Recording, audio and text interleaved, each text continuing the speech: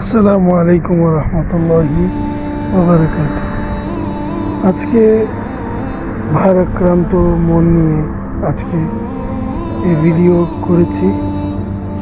আপনারা হয়তো বা অবগত আছেন, গত 16ই এপ্রিল রাত্রেবেলা আকস্মিক একটি ঝড়ের কবলে এই এলাকা প্লাবিত হয়ে যায় পানিতে, এবং ঝড়ে অনেক রাস্তাঘাট পানির উচ্চ চাপের কারণে ভেঙে যায়। এবং দেখতে পাচ্ছেন এই সামনে যে এই গাড়িটা আমার, আসলে তারা এখানে এসেছিল লোকজনকে বিপদগামী লোকদের উদ্ধার করার জন্য, কিন্তু নির্মম পরিহাস, তাদেরকে সেদিন জীবন দিতে হয়েছে এই গাড়িতেই। শুনেছি এই গাড়ির নিচে একজন চাপা পড়েছিলেন, তাকে উদ্ধার করা হয়েছে মৃত, এবং আরেকজন এখান থেকে প্রায় 10 কিলোমিটার দূর ভাসিয়ে নিয়ে গেছে তাকে উদ্ধার করা হয়েছে অমল কোয়েন প্লাজা মোলা নামক এলাকা থেকে উদ্ধার করা হয় লাশটি। তো নির্মম ভাগ্যের কি পরিহাস, যারা আসছিল লোকদেরকে উদ্ধার করার জন্য, আজ তারাই অন্যজনের হাতে উদ্ধার হয়েছে। আসলে আমার এই ভিডিওটি যখন আমি করি, আমি কান্নায় ভেঙে পড়েছি।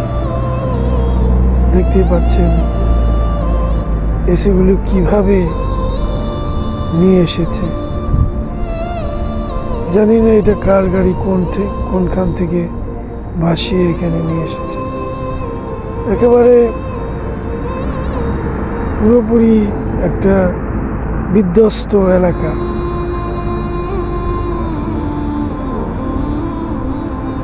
এটা একটা আকস্মিক দুর্যোগ আল্লাহর পক্ষ থেকে। তো আল্লাহ পাক যা করেন তা ভালোর জন্যই করেন। এখন আমাদের শুধু দীর্ঘশ্বাস, যারা এখানে দুর্যোগে কবলিত হয়েছেন তাদের দীর্ঘশ্বাস ছাড়া আর কিছু নেই। তো আল্লাহ যা করেন ভালোর জন্যই করেন। আসলে আমরা মনে করি আমাদের জন্য খুব খারাপ হয়েছে, তা না। আসলে আল্লাহ যা করেন ভালোর জন্যই করেন। এই দুর্যোগটা কারো জন্যে পরীক্ষা, এবং কারো জন্যে শাস্তিদায়ক, এবং কারো জন্য রিজিকের ব্যবস্থা। বলতে পারেন যে কিভাবে এই বন্যা হওয়ার কারণে কারো ক্ষতি হয়েছে, এবং কারো বা রিজিকের ফয়সালা হয়েছে। এখানে যেখানে ঘর বাড়ি যত বিধ্বস্ত হয়েছে, তারা পুনর্নির্মাণ করার জন্য লোকজনের কাজের দরকার হবে।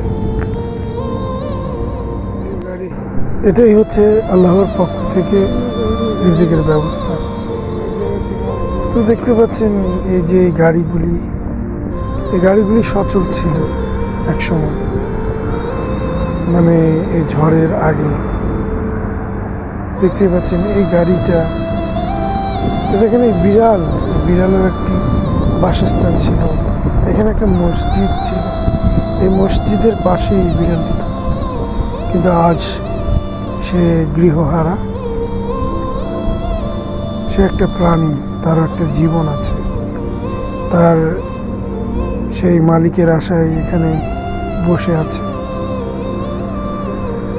এই গাড়িগুলি সচল ছিল, এই ঘরবাড়ি সবাই এখানে বসবাস করত, এবং ছোট বাচ্চাদের কলকাকলিতে মুখরিত ছিল এই এলাকা।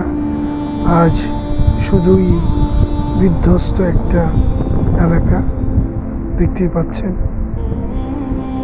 তো আল্লাহর কাছে আমরা সবাই দোয়া করি, আল্লাহ যেন সবাইকে ভালো রাখেন এবং সুস্থ রাখেন, এবং এই ধরনের দুর্যোগপূর্ণ সময় যেন আল্লাহ আমাদেরকে ধৈর্য ধারণ করার শক্তি দেন, এই আমার কামনা। আল্লাহ যেন সবাইকে সুস্থ রাখেন, ভালো রাখেন। আমিন।